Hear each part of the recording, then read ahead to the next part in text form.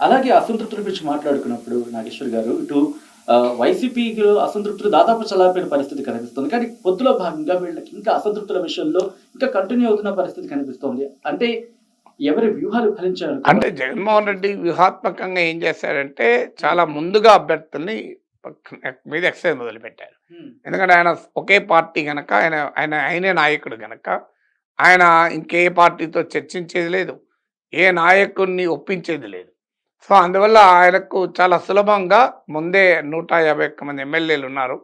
రకరకాల సందర్భాల్లో అనేక మార్లు సర్వేలు చేసి, హ్మ్. ఒక కన్సిస్టెంట్‌గా సర్వే చేస్తూ వచ్చారు. ఇదేదో ఎన్నికల కొరకే కాకుండా 5 ఏళ్లుగా వారు పొలిటికల్ కన్సల్టెంట్ పెట్టుకొని, ఆ ఎన్నికల్లో లాస్ట్ ఎన్నికల్లో గెలిచిన తర్వాత కూడా పొలిటికల్ కన్సల్టెంట్ కంటిన్యూ అవుతూ, నిరంతరం ఫీడ్‌బ్యాక్ తెప్పించుకుంటూ ఒక కంక్లూజన్‌కొచ్చారు. ఇంగ వీళ్ళకి మళ్ళీ టికెట్ ఇస్తే గెలవరు అని కంక్లూజన్‌కొచ్చాక వాళ్ళని మార్చడం మొదలుపెట్టారు. హ్మ్. కొంతమందికి మొత్తానికి ఇవ్వకపోవడం, కొంతమందికి పక్క సీట్లకు ట్రాన్స్‌ఫర్ చేయడం, కొన్ని వేరే సీట్లకు ఇవ్వడం. ఇలా రకరకాల రూపాల్లో ముందుగానే క్లియర్‌గా ఏ అభ్యర్థులకు పట్ల ప్రజల్లో వ్యతిరేకతను గమనించి వాళ్ళపైన వేటు వేయడము అన్నది కన్నా వాళ్ళని తప్పించి వాళ్ళని పొలిటికల్‌గా అకామిడేట్ చేశారు ఏదో రూపంలో. కొంతమంది మొదట్లో తిరగబడ్డా మళ్ళీ తర్వాత వైసీపీలోకొచ్చేశారు. హ్మ్. ఉదాహరణకు మీకు మంగళగిరిలో ఆళ్ల రామకృష్ణారెడ్డి ఒక ఎగ్జాంపుల్. సో, ఇలా డ్యామేజ్‌ను ముందుగానే జగన్మోహన్ రెడ్డి ఇండియా టుడేకి ఇచ్చిన ఇంటర్వ్యూలో చెప్పాడు. హ్మ్. మేము ముందుగానే ఎక్సైజ్ మొదలుపెట్టడం వల్ల అనివార్యంగా కొంత అసంతృప్తి ఉంటది. రాజకీయాల్లో ఉన్నవాళ్ళు ఎన్నికల్లో గెలవాలని, ఎన్నికల్లో పోటీ చేయాలనేది వాళ్ళ లక్ష్యంగా ఉంటది. హ్మ్. సీట్ రానప్పుడు అసంతృప్తి అనివార్యంగా ఉంటది. ఆ అసంతృప్తిని బయటపడటానికి, ఆ అసంతృప్తిని తగ్గించుకోవటానికి సమయం ఉంటుంది. హ్మ్. అందుకే ఆ ఎక్సైజ్ ముందు పెట్టడం జగన్మోహన్ రెడ్డికి అడ్వాంటేజ్ అయింది. అప్పుడు టీడీపీ, బీజేపీ, జనసేన కూటమి ఏర్పడలేదు. టికెట్ల సంగతి ఎక్కడిది. సో, అందువల్ల వారు అప్పుడు ఎద్దేవా చేసుకుంటూ వచ్చారు. సో, టీడీపీ అనుకూల మీడియాలో కూడా పతాక శీర్షికలేశారు. హ్మ్. వైసీపీ గందరగోళం అయిపోతుంది. ఒక బీసీ ఎంపీకి టికెట్ రాకపోతే బీసీలకు అన్యాయం చేశారు. ఒక ఎస్సీ ఎమ్మెల్యే టికెట్ రాకపోతే ఎస్సీలకు అన్యాయం చేశారు.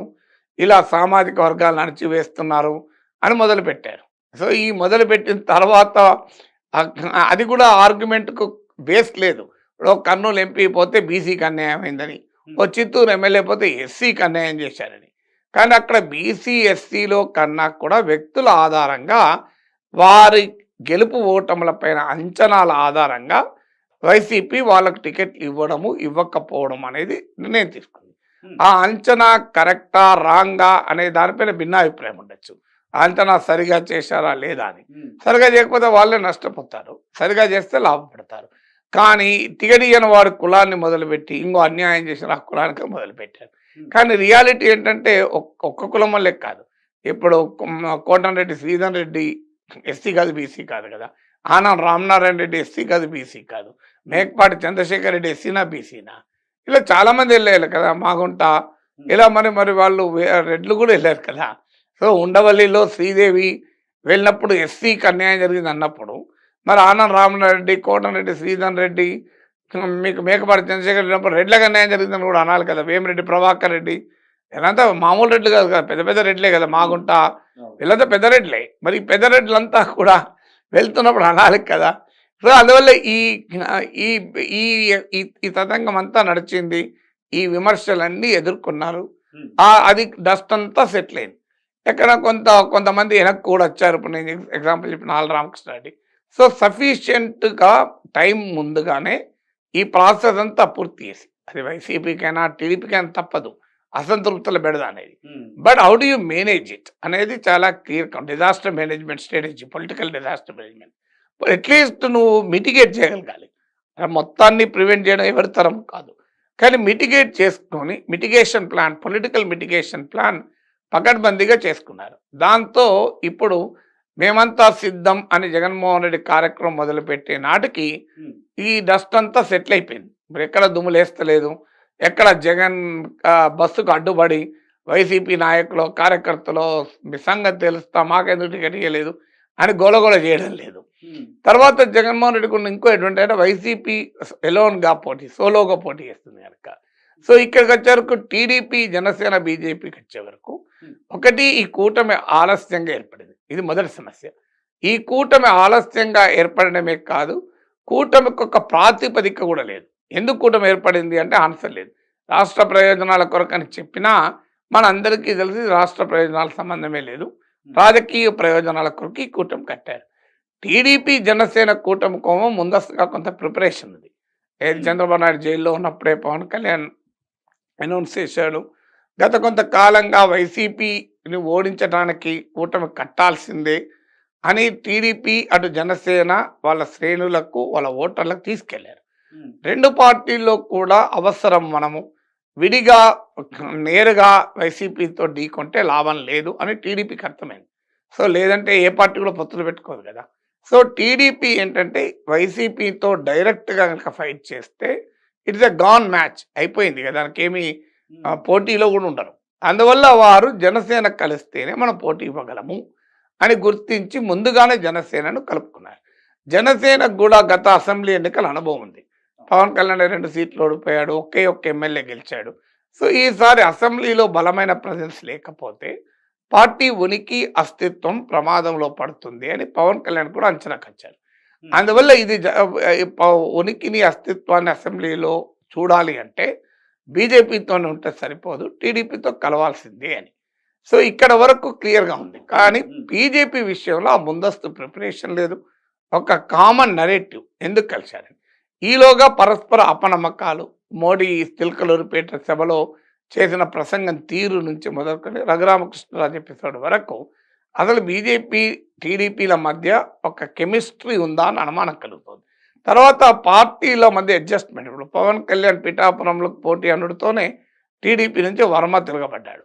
మళ్ళీ తర్వాత మేనేజ్ ఇక్కడికి రాబోతున్నాను నేను. ఇంట్రెస్టింగ్ నాగేశ్వర్ గారు, మీరు అన్నట్టుగా పిఠాపురానికి సంబంధించి ఇటు పవన్ కళ్యాణ్కి వర్మ నుంచి విశాఖ అక్కడ తగులుతున్న పరిస్థితి చూసాం. కానీ అక్కడ పెండం దొరబాబు అక్కడ ఆమెకు మద్దతు ఇస్తున్న పరిస్థితి. సో ఈ నేపథ్యంలో ఈక్వేషన్స్ ఎలా మారే అవకాశం అంటే పిఠాపురం వరకు ఏం జరుగుతుంది అనేది కాదు మనకు. అందువల్ల అది మళ్ళీ తర్వాత ఇప్పుడు ఆయన మద్దతు కూడా ప్రకటించాడు వర్మకి. సమస్య అది కాదు. నేను అనేది ఏంటంటే ఈ ప్రాపర్ ఎక్సర్సైజ్ అనేది జరగాలి. అంటే ఆపరేషనల్ యూనిటీ, మిత్రపక్షాల మధ్య ఆపరేషనల్ యూనిటీ రావాలి. ఆ ఆపరేషనల్ యూనిటీ ఇంకా రావడం లేదు. పరస్పర అనుమానాలతో అపనమ్మకాలతో పార్టీలు కలుస్తున్నాయి. బీజేపీలోనైతే అసలు మా వాళ్ళ వీళ్ళు టీడీపీ వాళ్ళ అనే అనుమానం కూడా కలుగుతుంది. ఎందుకంటే సోము వీర్రాజు, మీకు విష్ణువర్ధన్ రెడ్డి ఇలాంటి వాళ్ళు జీవీఎల్ నరసింహారావు టీడీపీ పట్ల క్రిటికల్గా ఉన్నవారు గతంలో. వీరికి టికెట్ రాలేదు. టీడీపీకి అనుకూలంగా ఉన్నారని భావించబడే విష్ణుకుమార్ రాజు, మీకు సుజనా చౌదరి, పురంధేశ్వరి వీళ్ళ టికెట్లు వచ్చాయి. దీనివల్ల ఏమవుతుంది అంటే బీజేపీలోనే అంతర్గతంగా పెద్ద చర్చ నడుస్తుంది, అసలు వీళ్ళు మన అభ్యర్థులా తెలుగుదేశం అభ్యర్థులా అని. సో అందువల్ల ఆ కెమిస్ట్రీ మాత్రం క్లియర్గా వికటిస్తుంది. కూటమిలో ఆ కెమిస్ట్రీ మాత్రం సెట్ కావడం లేదు. ఇక్కడ తెలుగుదేశం పార్టీ కూడా కొన్ని కార్యక్రమాలతో ముందుకెళ్తోంది. ముఖ్యంగా బస్సు యాత్రలు, అదే వైసీపీకి సంబంధించి బస్సు యాత్రలతో ముందుకెళ్తోంది. ఇప్పుడు టీడీపీకి సంబంధించి కొన్ని కార్యక్రమాలతో ముందుకు వెళ్తోంది. వీటిని ఎలా చూస్తారు? ఇవేమైనా ఇంపాక్ట్ చూపించే అవకాశం ఉంటుందా? ఇంపాక్ట్ ప్రతి ఈవెంట్ను మనం కొలవలేము ఇంపాక్ట్. కానీ ఓవరాల్గా ఎన్నికల ప్రచారం మనకు అర్థం కావాల్సింది ఏంటంటే వైసీపీ ఏమో జగన్మోహన్ రెడ్డి ప్రభుత్వము అనుసరించిన పథకాలు వీటిని ప్రధానంగా చేసుకొని నా ప్రభుత్వం ఇంకో ఈ పనులు చేసింది, మీరు ఓటేయండి అని జగన్మోహన్ రెడ్డి తన ఎన్నికల సభల్లో పదే చెప్తున్నాడు. అఫ్ కోర్స్ అదే సమయంలో టీడీపీ పైన జనసేన పైన విమర్శలు చేస్తున్నాడు. సహజంగా ప్రత్యర్థులపైన విమర్శలు లేకుండా ఎవరి ప్రచారం ఉండదు. కానీ ప్రధానమైన ఫోకస్ జగన్దోమో తన ప్రభుత్వము, తన పథకాలు, సంక్షేమము వీటిని పైన కేంద్రీకరిస్తున్నారు. అయితే అభివృద్ధి జరగలేదు అన్న భావన తనకు నష్టం కలిగిస్తుందని గుర్తించి ఈ మధ్యకాలంలో సంక్షేమం అన్న పదం మాత్రమే వాడతలేరు. సంక్షేమంతో ఇంటింటి అభివృద్ధి అన్న పదం వాడుతున్నాడు. సో అందువల్ల ఆ పొలిటికల్ ఆ పర్సెప్షన్ మార్చాలి అనేటువంటి ఒక లక్ష్యంతో టీడీపీ, జనసేన, బీజేపీ కూటమిలో వాళ్ళ ప్రధానంగా చెప్పుకుంటున్నది హామీలు అవి చెప్తున్నా జగన్మోహన్ రెడ్డికి ఎందుకు ఓటు వేయకూడదు చెప్తున్నారు. అదొక్కటే సరిపోదు. ఇప్పుడు ఎప్పుడైనా ప్రతిపక్షంలో ఉన్న వాళ్ళు సహజంగానే అధికారంలో ఉన్న వారిపైనే టార్గెట్ చేసి క్యాంపెయిన్ చేస్తారు. అధికారంలో ఉన్నవారు తమ ప్రభుత్వం గురించి చెప్పుకుంటారు, అందులో తప్పలేదు. కానీ కేవలం జగన్మోహన్ రెడ్డికి ఎందుకు ఓటు వేయకూడదు చెప్తే సరిపోదు. ఇప్పుడు దేశంలో కూడా ప్రతిపక్షాలు చేస్తున్న ఏంటి, మోడీకి ఎందుకు ఓటేయకూడదో చెప్తున్నారు. ఇండియా కూటమికి ఎందుకు ఓటేయలేదో చెప్పలేకపోతున్నారు. అది కన్విన్స్ చేయలేకపోతున్నారు. మాకెందుకు ఓటేయలేదని చెప్పకుండా ఎదురువాడికి ఎందుకు ఓటేయలేదు అని చెప్పేది నెగిటివ్ క్యాంపెయినింగ్. ఈ నెగిటివ్ క్యాంపెయినింగ్ అన్ని సందర్భాల్లో సక్సెస్ కాదు. బాగా ప్రజా వ్యతిరేకత ఉన్న సమయంలో ఎవడన్నా కానీ అధికారంలోకి రాని, వీళ్ళు మాత్రం రాకూడదు అని 1977లో ఎమర్జెన్సీ టైంలో అభిప్రాయం ఉండే. అలా ఎలా బలమైనటువంటి అభిప్రాయం ఉన్న సమయంలో తప్ప సాధారణంగా పలానా వాళ్ళకి ఎందుకు ఓటేయకూడదని చెప్పడంతో పాటు అది చెప్పాలి, చెప్పకూడదని కాదు, కానీ నాకెందుకు ఓటేయాలో కూడా చెప్పాలి. తెలుగు అంటే చంద్రబాబు నాయుడు పాలనలో ఇంకా ఈ మంచి జరిగింది, ఈ చంద్రబాబు నాయుడు మళ్ళీ వస్తే ఈ మంచి జరుగుతుంది అని చెప్పగలగాలి. అది వీరి టీడీపీ, జనసేన, బీజేపీ క్యాంపెయిన్లో దట్ ఈస్ మిస్సింగ్. మీరు చిలకలూరుపేటలో మోడీ ఉపన్యాసం మొత్తం తీసుకోండి. చంద్రబాబు నాయుడు, పవన్ కళ్యాణ్ చాలా కాలంగా మీ హక్కుల కొరకు పోరాడుతున్నాడు అన్న ఒక్క పదం మినహా ఎక్కడా మోడీ చంద్రబాబు నాయుడు పాలన గురించి కానీ, ఆయన పాలనా దక్షత గురించి కానీ, చంద్రబాబు నాయుడు ప్రభుత్వంలో ప్రజలకు జరిగిన మేలు గురించి కానీ ఒక్క మాట చెప్పలే. ఎందుకు చెప్పలేకపోతున్నాడంటే 2019 ఎన్నికల్లో మోడీనే తిట్టాడు, చంద్రబాబు పోలవరం ఏటీఎంగా మార్చుకున్నాడని. సో అప్పుడు పోలవరం ఏటీఎంగా మార్చుకున్నాడన్న మోడీ ఇప్పుడు పోలవరం ప్రాజెక్టును 70% పూర్తి చేసిన మహనీయుడు చంద్రబాబు అని అనలేడు కదా. సో అందువల్ల మోడీ కొమ్మ ఆ ప్రాబ్లం ఉంది. టీడీపీ అయినా చెప్పుకోవాలి, మీకు ఆ పని చేయడం లేదు. ఇప్పుడు మీరు ఈవెన్ అమరావతి చుట్టూ కూడా క్యాంపెయిన్ లేదు, మీరు గమనిస్తే. ఎందుకు లేదంటే మరి అమరావతి వల్ల ఓట్లు రావనుకుంటున్నా నాకు తెలియదు, కానీ అంతకుముందు రాజధాని విషయంలో ఎంత చేశారో ఇప్పుడు చేయడం లేదు. అందువల్ల యాంటీ జగన్ క్యాంపెయిన్ మాత్రమే చేస్తున్నారు. యాంటీ జగన్ క్యాంపెయిన్ అన్ని సందర్భాల్లో రిజల్ట్ ఇవ్వదు. నేను ఇంతకుముందు చెప్పినట్లు ఇప్పుడు యాంటీ మోడీ క్యాంపెయిన్ ఇప్పుడు 2014లో వేశారు, 19లో వేశారు, రిజల్ట్ లేదు అపోజిషన్కు. అందువల్ల నెగిటివ్ క్యాంపెయిన్ ఒకటే సరిపోదు, పాజిటివ్ క్యాంపెయిన్ చేయగలగాలి. అంటే చంద్రబాబు నాయుడు ప్రభుత్వంలో వస్తే గతంలో ఇది చేశారు, ఇప్పుడు ఏం చేస్తామని. దీన్ని ఆసరాగా తీసుకొని జగన్, చంద్రబాబు నాయుడు ప్రభుత్వం గురించి ఆయన చెప్తున్నాడు. చంద్రబాబు అధికారంలోకి వస్తే చంద్రబాబు పేరు చెప్తేనే వ్యవసాయం దండగా రైతులకు గుర్తొస్తుంది, చంద్రబాబు నాయుడు పేరు చెప్తేనే బషీర్బాగ్లో కాల్పులు గుర్తొస్తాయని ఆయన అటాక్ చేస్తున్నాడు. అంటే చంద్రబాబు పాలన గురించి జగన్ ప్రస్తావిస్తున్నాడు, కానీ చంద్రబాబు ప్రస్తావించడం లేదు. నా 5 ఏళ్ల పాలనలో ఇంకో ఇది జరిగింది, అందువల్ల మాకు ఇవ్వండి అని. ఇప్పుడు మేము అప్పుడు జన్మభూమి కమిటీలు పెట్టి సంక్షేమ పథకాలని బ్రహ్మాండంగా జనం దగ్గర తీసుకెళ్ళాం. అందువల్ల మళ్ళీ అధికారంలోకి వస్తే జన్మభూమి కమిటీలు పెడతామని చెప్పాలి కదా, చెప్పలేకపోతున్నారు. విచిత్రం ఏంటంటే వాలంటీర్ వ్యవస్థను బలోపేతం చేస్తామంటున్నారు. ఆ వాలంటీర్ వ్యవస్థ పెట్టింది ఎవరు? జగన్మోహన్ రెడ్డి కదా. జగన్మోహన్ రెడ్డి పెట్టిన వాలంటీర్ వ్యవస్థను మేము బలోపేతం చేస్తామని టీడీపీ, జనసేన క్యాంపెయిన్ చేస్తుంది, కానీ చంద్రబాబు నాయుడు పెట్టిన జన్మభూమి కమిటీలు బలోపేతం చేస్తాం అంటలేరు. సో విచిత్రంగా ఉంది ఇది. సో జగన్మోహన్ రెడ్డి పెట్టిన వాలంటీర్లను కంటిన్యూ చేస్తామన్నాడు ఏంటి, చంద్రబాబు నాయుడు పెట్టిన జన్మభూమి కమిటీలను మళ్ళీ పెడతామని ఎందుకంటలేరు? అందువల్ల ఆ పాయింట్ చెప్పుకోలేకపోతున్నారు. సో అది మీకు జగన్మోహన్ రెడ్డికి అడ్వాంటేజ్ అవుతుంది. మొదట్లో వాలంటీర్ల పైన ఇష్టం వచ్చినట్టు వ్యాఖ్యానించారు, ఇప్పుడు ఏమంటారు, వాలంటీర్ల పైన మా వ్యతిరేకం కాదు, మేము అధికారంలోకి వస్తే ఇంకా వాలంటీర్ల ట్రైనింగ్ ఇస్తాం, జీతాలు పెంచుతాం అంటున్నారు. సంక్షేమ పథకాల విషయంలో కూడా జగన్ను టీడీపీ మొదటి నుంచి టార్గెట్ చేస్తూ వచ్చింది, ఇప్పుడు అంతకన్నా ఎక్కువ పథకాలు అమలు చేస్తూ అంటున్నారు.